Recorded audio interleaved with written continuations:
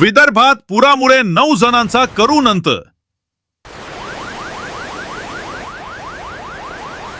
आसाममध्ये 80 लोकांचा मृत्यू झालाय. गुजरातमध्ये 35 आयुष्य संपली आहेत. लाखो लोक आजही मदतीची वाट पाहत आहेत. हा फक्त आणखी एक मॉन्सून आहे की आपल्या अंताची सुरुवात आहे.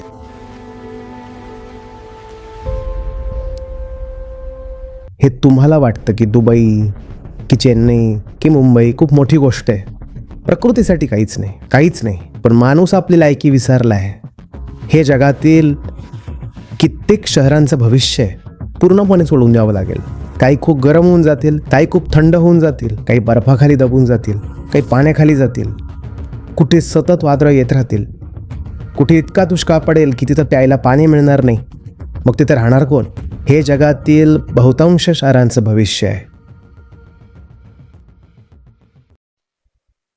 तापमान बदलून जातं, तुमचं सगळं बदलून जातं. माणूस काय आहे? माणूस विचार आहे, धारणा आहे. माणूस स्वतःचं मन आहे. प्रयोग झालेत, शोध आहेत आणि त्या शोधांची काही गरजही नाही. ही गोष्ट तुमच्या सामान्य अनुभवातली आहे. आत्ता या खोलीत जेवढं तापमान आहे ते बदलून गेलं तर तुमचा विचार बदलून जाईल, माणूसच बदलून जाईल. आणि ही तर फक्त त्वचेच्या वरची गोष्ट आहे. तापमान, आर्द्रता, दाब, ॲटमॉस्फेरिक प्रेशर हे बदलून गेलं तर तुम्ही पूर्णपणे बदलून जाल. माणूसच दुसरा होऊन जाईल. तुम्ही पूर्णपणे प्रकृतीची निर्मिती आहात. आत्ता या खोलीत उकाडा वाढला, आर्द्रता वाढली, तुमचे विचार बदलतील की नाही? प्रयोग झालेत. लोकांना वेगवेगळ्या प्रकारच्या वातावरणात झोपवण्यात आलं. त्यांना पडणारी स्वप्न वेगवेगळी होती.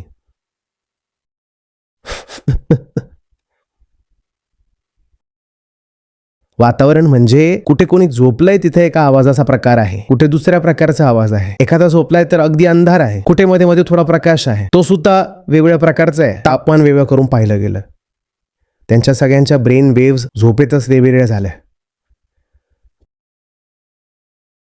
प्रकृतीला आपल्याला शिक्षा देण्यासाठी काही करायचं नाहीये. तुम्ही जे करत आहात तुम्ही त्याच्या अधीन आहात. तुम्ही ज्याच्याशी छेडछाड करत आहात तुम्ही त्याच्या अधीन आहात. ज्याला तुम्ही छेडत आहात तो बदलून गेला तर तुम्ही वाचणार नाही. नाही समजलं ना? तुम्ही या खोलीत बसला आहात. समजा तुमच्याकडे इथं अशी व्यवस्था आहे जी इथलं तापमान ठरवते, इथं किती दाब असेल हे ठरवते. ठीक आहे? हवेत किती धूळ असेल हे ठरवते. तुम्ही त्याच्याशी छेडछाड केली तर तुम्ही व्यवस्था बिघडवली की स्वतःला मारून टाकलं? तुम्ही त्याच व्यवस्थेची निर्मिती आहात. जेव्हा एक विशिष्ट वातावरणीय दाब झाला, एक विशिष्ट तापमान झालं, तेव्हा त्यातून माणूस उभा राहिला. तुम्हाला प्रकृतीवर कुठून पाठवलं गेलेलं नाहीये. लोक अशा प्रकारच्या भाषेचा वापर करतात. जेव्हा मी या जगात आलो, कोणी वरण पावलं की म्हणतात आता तो जग सोडून निघून गेला. कुठं? तुम्ही या जगात कुठूनही आलेला नाही आहात. तुम्ही याच मातीतून उठला आहात. आणि तुम्ही या मातीतून उठला आहात कारण इथं काही विशिष्ट परिस्थिती होती. तुम्ही त्याच परिस्थितीशी छेडछाड करताय. तुम्ही पुन्हा मातीत मिसळून जाल. ज्या परिस्थितीची तुम्ही निर्मिती आहात तुम्ही तीच परिस्थिती अल्टर करताय, बदलताय. काहीतरी कारण आहे ना पृथ्वी ग्रहावर जीवन आहे, मंगळावर नाही. काय कारण आहे? कंडिशन्स. असं काही नाहीये की कोणी परमेश्वर बसलाय आणि म्हटलं की पृथ्वी माझी आवडती आहे, मला पृथ्वी आवडते, पृथ्वीवर जीवन असेल. असंही तर नाही की दुसऱ्या जगातून एका अलौकिक गोफणीने परमेश्वराने माणसाला ओढून फेकला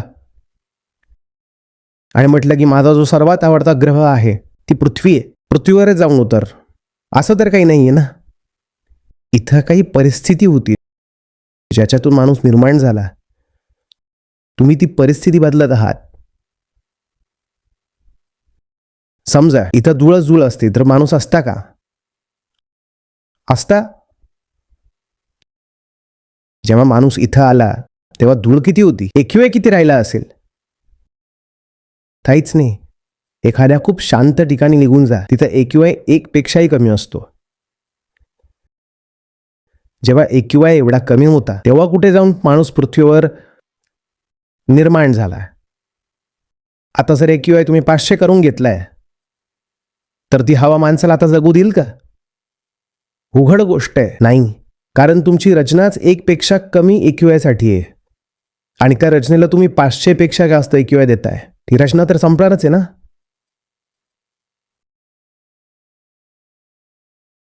तुम्हाला माहिती आहे हे डोळे? कारण माणूस सर्वात आधी आफ्रिकेत निर्माण झाला होता. तुमच्या डोळ्यांना झाड पाहणं गरजेचं आहे. कारण तुम्ही जंगलातून फक्त 2 दिवसांपूर्वीच बाहेर पडला आहात. जर माणूस 100 वर्ष जुना आहे तर जंगलातून तो आत्ताच बाहेर पडलाय. जर माणसाचं आयुष्य 100 वर्षांचं मानलं तर जंगलातून तो अगदी आत्ताच बाहेर पडलाय. त्याआधी तो जंगलात राहायचा तर डोळे काय पाहायचे? तुमच्या डोळ्यांना हिरवळ पाहणं गरजेचं आहे. आणि तुमचे डोळे वाचण्यासाठी बनलेलेच नाहीत.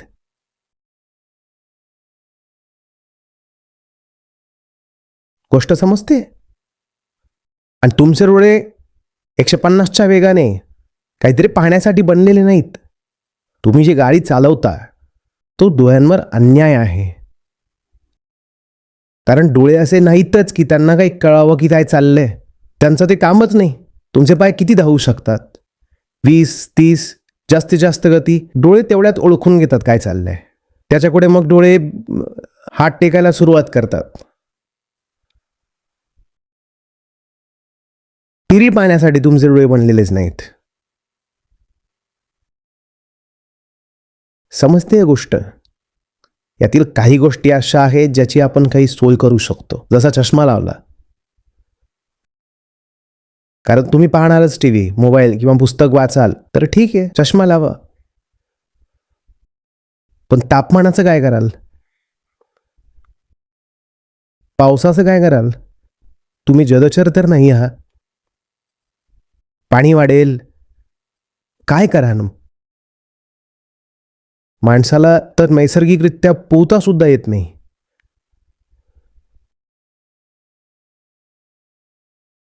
प्रकृतीमध्ये प्राणी असतात जे आपोआप पोहतात. त्यांचं लहानसं पिल्लू पाण्यात टाका, पोहून जाईल. आणि काही प्राणी असतात जे पोहत नाही, ते पाण्याच्या आसपासही नसतात. बहुतांश जे प्राणी असतात प्रकृतीमध्ये जंगली, ते सर्व पोहतात. तुम्हाला माहिती आहे म्हैस पोहते, तुम्हाला माहिती आहे हत्ती पोहतो. हे सगळे मस्त पोहतात. विचार करा, हत्ती पोहतो. पाणी वाढेल तुम्ही पोहू शकाल? आणि ते काही स्विमिंग पूलमध्ये पोहत नाहीत. हत्ती पोहून ॲमेझॉन नदी पार करतो. तुम्ही जे करत आहात त्याने समुद्राची पाण्याची पातळी वाढेल, हिमनद्या वितरतील, नद्यांना सुद्धा पूर येईल. आधी तर तुम्ही काय कराल?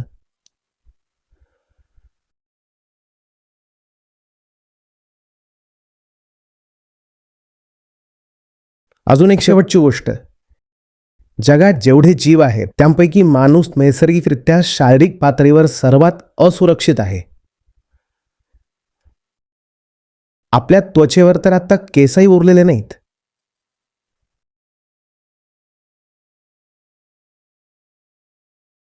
जर माणसाद्वारे बनवलेली व्यवस्था कोलमडली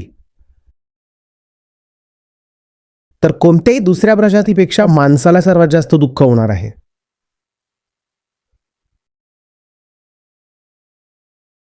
बाकीच्यांनी प्रकृतीमध्ये स्वतःसाठी व्यवस्था करून ठेवली आहे. माणूस एकटा आहे जो प्रकृती निर्मित नाही, तर स्वरचित व्यवस्थेवर आता अवलंबून आहे. तुम्ही अनवाणी पायाने चालू शकता? जगातील प्रत्येक प्राणी अनवाणी पायाने चालतो. तुम्ही अनवाणी पायाने चालू नाही शकत. आता तुम्ही तर आता ब्रश केल्याशिवाय जगू नाही शकणार. डोकं दुखू लागेल. जगातला कोणताही प्राणी दात घासत नाही. तुमच्यासाठी दररोज अंघोळ करणं गरजेचं झालंय. जगात कोणताही प्राणी रोज अंघोळ करत नाही. तुम्हाला कुठून मिळणार अंघोळीला पाणी? जेव्हा प्यायला पाणी नाही, आंघोळीला कुठून आणाल? प्रकृतीपासून दूर जाऊन आपण शारीरिकदृष्ट्या सर्वात असुरक्षित जीव बनलो आहोत. आणि मानसिकदृष्ट्या जगातल्या कोणत्याही प्रजातीत नैराश्य, डिप्रेशन, मानसिक आरोग्य एवढी मोठी समस्या नाहीये जेवढी माणसामध्ये. तुम्ही पाहिलंय, तुम्हाला थोडं ऊन लागलं तर तुमची त्वचा जळते. आणि म्हशी तर दिवसभर उन्हात राहतात, त्यांची नाही जळत.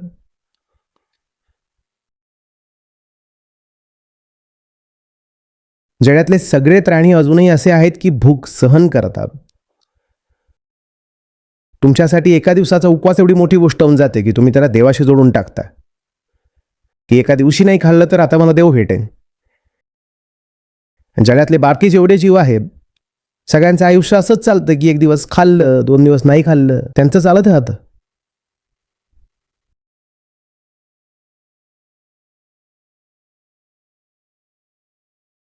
तुम्ही कसे जगणार सांगा?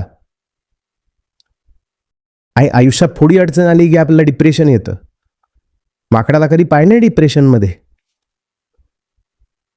प्रलयासारखी परिस्थिती जेव्हा बनेल तेव्हा बाकी प्राणी कसा बसा आपला निभाव लावून येतील. तुमचं काय होईल?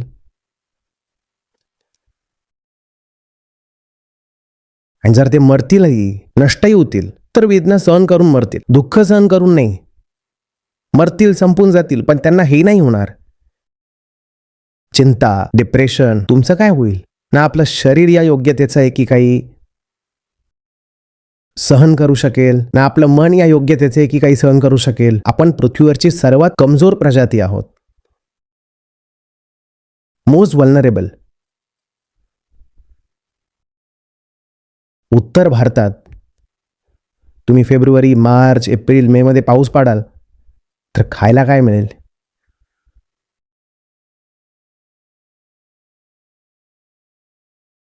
पण आपल्याला वाटतं नाही, हे तर कारखान्यात बनतं पीठ. एखाद्या मुलाला विचारा, हे पीठ कुठून येतं? तो बोलेल कारखान्यातून येतं. त्याला विचारा शेत काय असतं? तो म्हणेल जिथे फार्म हाऊस असतं. पिकं उगवतील, तापमान वर खाली झालं. आता फक्त तापमानच नाही राहिलं, आधी ग्लोबल वॉर्मिंग म्हणायचे, आता क्लायमेट चेंज म्हणतात, मग क्लायमेट क्रायसिस म्हणतात. फक्त उष्णता वाढण्याची गोष्ट नाहीये, त्यात पाऊस पण आहे आणि तीव्र हवामानाच्या घटना आहेत. पावसाचा पॅटर्न पूर्णपणे बदलतोय. तुम्ही काय खाणार हे तरी सांगा. हो, प्रकृतीचं काही बिघडत नाही. ती दुसऱ्या प्रजाती निर्माण करून देईल ज्या दुसऱ्या गोष्टी खातात.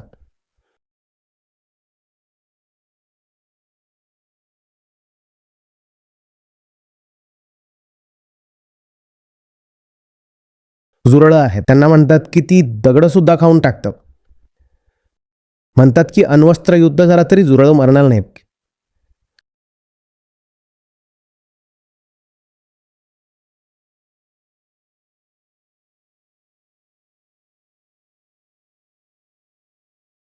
आपल्यासाठी खूप मोठी गोष्ट आहे की दुबई वगैरे, मोठ्या आईसाठी काय? जसं आपण बोललो की तो जो एवढा मोठा किनारा आहे गुजरातपासून केरळपर्यंत, त्यावर एखाद्या लहान मुलाने येऊन छोटासा वाळूचा किल्ला बनवावा, तशी दुबई आहे. गुजरातपासून केरळपर्यंतच्या पट्टीला जर एक सलग किनारा मानला तर त्यावर दुबई म्हणजे एखाद्या लहान मुलाने बांधलेला छोटासा वाळूचा किल्लाच आहे. तिथून एक लाट येईल आणि सगळं साफ करून टाकेल. आपल्याला वाटतं की दुबई, की चेन्नई किंवा मुंबई खूप मोठी गोष्ट आहे, किंवा कोणतंही किनारपट्टीचं शहर आपल्यासाठी खूप मोठी गोष्ट आहे. प्रकृतीसाठी काही नाही, काहीच नाही. पण माणूस आपली लायकी विसरलाय. हे आत्मज्ञानाच्या कमतरतेमुळे होतं. आत्मज्ञानाचा अर्थच हा आहे, स्वतःची लायकी ओळखत राहणं. आपण म्हणतोय की प्रकृतीचा उपभोग तर आपण घेतच राहू, फक्त उपभोग घेण्याचे अधिक चतुर चलाख मार्ग शोधून काढू. Renewable energy, clean green energy, हे सगळं काही. या सगळ्यांमागे धारणा काय? उपभोग कमी करणार नाही. हो, उपभोग घेण्यासाठी मी चलाखीचे मार्ग शोधून काढेन, उपभोग कमी करणार नाही. मी माझी ऊर्जेची गरज तितकीच ठेवीन.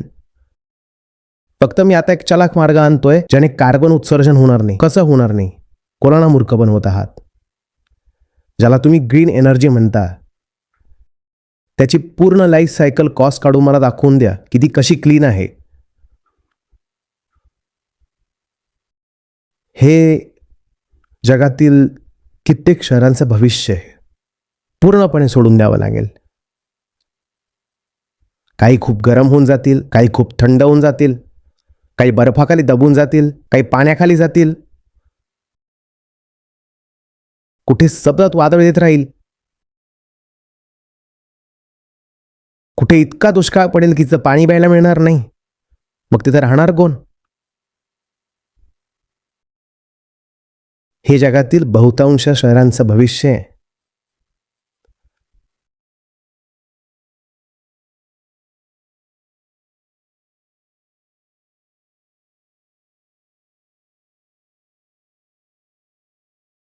श्रीमंतांना फरक पडत नाही. ते म्हणतात कोणतीही गोष्ट किती कमी झाली तर एवढंच होईल ना, ती त्याचे भाव वाढतील. पाणी खूप कमी होईल. आम्ही 10,000 रुपयांना एक बॉटल विकत घेऊन पाणी पिऊ. आम्ही श्रीमंत आहोत.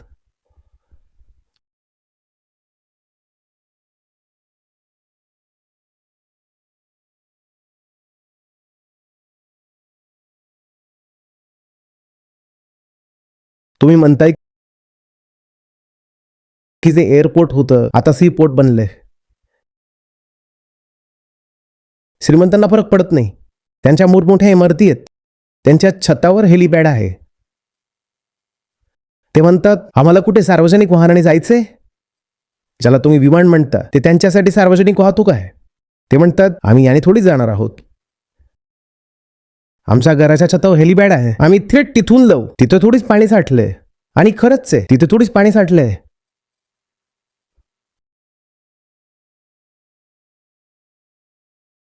आणि जे त्यांच्यापेक्षाही जास्त श्रीमंत आहेत ते म्हणतात अरे तुम्ही सोडा हेलिकॉप्टर, माझ्याकडे रॉकेट आहे, मी थेट मंगावर जाऊन राहीन. एक मोहीम होती ना, अरे लवकर लवकर उरका, अजून मंगळ सुद्धा उद्ध्वस्त करायचं आहे. 8-10 मुलांना जन्म द्या, जगभराचा उपभोग घ्या, अजून मंगळ सुद्धा उद्ध्वस्त करायचं आहे. आईने फक्त एक श्वास घेतलाय. अरे आपल्यासाठी चक्रीवादळ आलं, ते काहीच नाहीये. काय? फक्त आईने एक श्वास घेतलाय.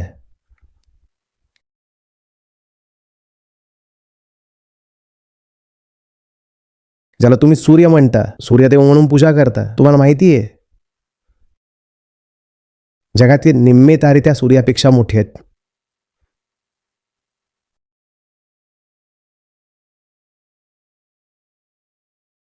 आपण कोण आहोत? पण ज्यांना नमन करायला हवं, ज्याच्याशी आपलं नातं फक्त पाहण्याचं असू शकतं. साक्षी होऊन आपण निघालो त्याचा उपभोग घ्यायला.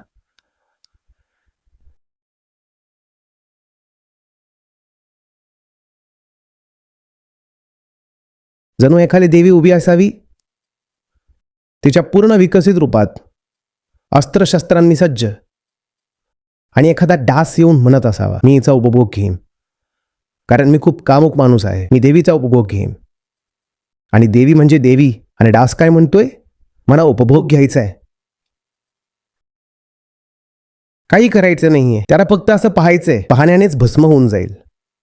भस्म म्हणजे काय? जळून नाही जाणार, हृदयाचा झटका येईल त्याला. तुम्हाला आनंद होईल की याच उद्देशानं जे आमचं स्वतःचं ॲप आहे, ज्यामध्ये आमचे गीता आणि बाकी सगळे कार्यक्रम चालतात, इथे बुद्ध आहेत, गीता आहेत, उपनिषद आहेत, अष्टावक्र आहेत. हे मला मिळालं, माझं आयुष्य बदललं. हे तुम्हाला मिळतील, तुमचंही आयुष्य बदलेल. खरं विचाराल तर म्हणजे लाखो नाही तर किमान हजारो आयुष्य तरी आहे जी पूर्णपणे बदललेली आहेत. 2 लाखांपेक्षा जास्त गीता विद्यार्थ्यांसोबत सहभागी व्हा आचार्य प्रशांत ॲपवर. पहिला महिना पूर्णपणे फ्री. गीता मिशनचा संपूर्ण ॲक्सेस. ॲपवर तुम्हाला मिळतील नियमित लाईव्ह सत्र, प्रत्येक दिवशी आचार्य प्रशांत यांचे विशेष संवाद, गीता कम्युनिटीचा एक्सेस, गीता परीक्षा, निवडक बातम्या, ऑडिओ बुक्स, कोट्स आणि बरेच काही. गुगल प्ले स्टोअर किंवा ॲपल ॲप स्टोअरवर आचार्य प्रशांत सर्च करा आणि आत्ताच डाउनलोड करा.